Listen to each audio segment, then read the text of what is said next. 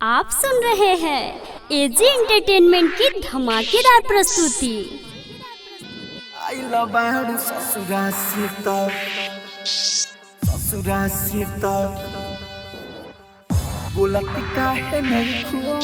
मूर्ति खाने बैठल बारू, मूर्ति खाने बैठल बारू, मूर्ति खाने बैठल बारू, डोलत काहे नइखू आइल बारू ससुरा से त बोलत काहे नइखू आइल बारू ससुरा से त बोलत काहे नइखू आइल बारू ससुरा से त मूर्ति खाने बैठल बारू, मूर्ति खाने बैठल बारू, डोलत काहे नइखू आइल बारू ससुरा से त बोलत काहे नइखू आइल बारू ससुरा से त बोलत काहे नइखू आइल बारू ससुरा से त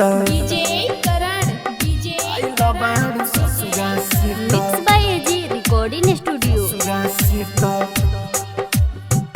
बोलत काहे नइखू सुंदरपुर नेपाल आइल बारू ससुरा से त ससुरा से त बोलत काहे नइखू पहिले त हंसी नहीं हट तारा ओठ से, पहिले त हंसी नहीं हट तारा ओठ से, पहिले त हंसी नहीं हट तारा ओठ से, बारू उदास बहुते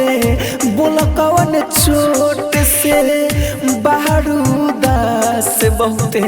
बोल कौन चोट से, अब के बारी हमसे झोलत काहे नइखू आइल बारू ससुरा से त बोलत काहे नइखू आइल बारू ससुरा से त बोलत काहे नइखू आइल बारू ससुरा से त आइल बारू ससुरा से त mix by AG recording studio. से त बोलत काहे नइखू सुंदरपुर नेपाल आइल बारू ससुरा से त ससुरा से त बोलत काहे नइखू राहुल राजधानी के बसल बारू दिल में, राहुल राजधानी के बसल बारू दिल में, राहुल राजधानी के बसल बारू दिल में, अमित आशिक नहीं छोड़ी है मुश्किल में,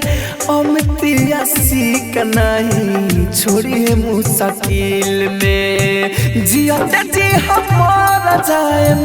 बोलत काहे नइखू आइल बारू ससुरा से त बोलत काहे नइखू आइल बारू ससुरा से त बोलत काहे नइखू आइल बारू ससुरा से त एजी रिकॉर्डिंग स्टूडियो रोशनपुर सपहा।